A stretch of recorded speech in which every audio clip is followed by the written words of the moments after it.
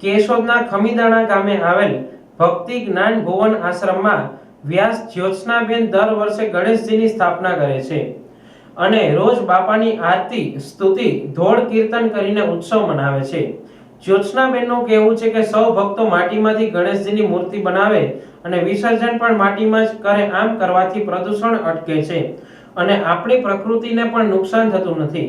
હાલમાં ગણેશ ઉત્સવ ચાલે છે। માટીમાંથી ગણેશજીની મૂર્તિ બનાવી અને આરતી સત્સંગ કરીને ધોળ કીર્તન કરી ગણપતિ બાપાની પૂજા અર્ચના કરે છે।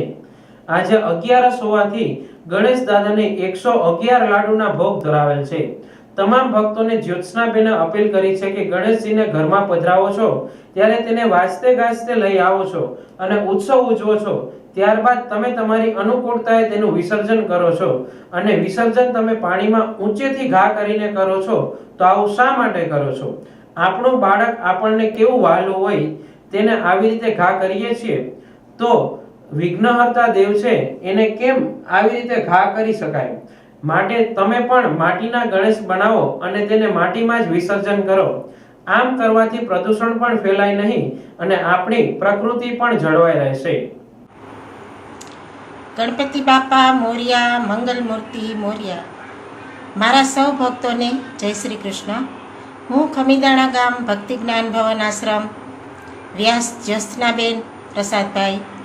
આજ રોજ ગણેશ ઉત્સવ ચાલે છે તો અમોએ દર વર્ષની જેમ માટીમાંથી ગણેશ બનાવી અને આરતી સત્સંગ કરીને ધોળ કીર્તન કરી બાપાની પૂજા અર્ચના કરીએ છીએ। આજે 11 હોવાથી ગણેશ દાદાને 111 લાડુના ભોગ ધરાવેલ છે।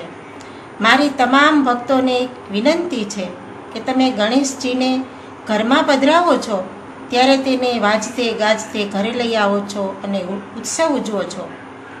ત્યારબાદ તમે તમારી અનુકૂળતાએ તેનું વિસર્જન કરો છો અને તે વિસર્જન તમે પાણીમાં ઊંચેથી ઘા કરીને કરો છો। શા માટે આવું કરો છો? આપણું બાળક આપણને કેવું વાલું હોય છે આવી રીતે ઘા કરીએ છીએ ના, તો આ તો વિઘ્નહર્તા દેવ છે, એને કેમ આવી રીતે ઘા કરી અને એનું વિસર્જન કરી શકાય? તો હું એટલું જ કહેવા માગું છું કે તમે માટીના ગણેશ બનાવો અને તેને માટીમાં જ વિસર્જન કરો। આમ કરવાથી પ્રદૂષણ પણ નહીં ફેલાય અને આપણી પ્રકૃતિ જળવાઈ રહેશે। તમારા આંગણામાં વાવેલ વૃક્ષો જેવા કે પીપળો, તુલસી, બિલ્લી, ફૂલ, છોડ ગમે તેમાં પધરાવી અને આપણે પ્રદૂષણને ફેલાતા અટકાવવું જોઈએ। અસ્તુ, ગણપતિ બાપા મોર્યા।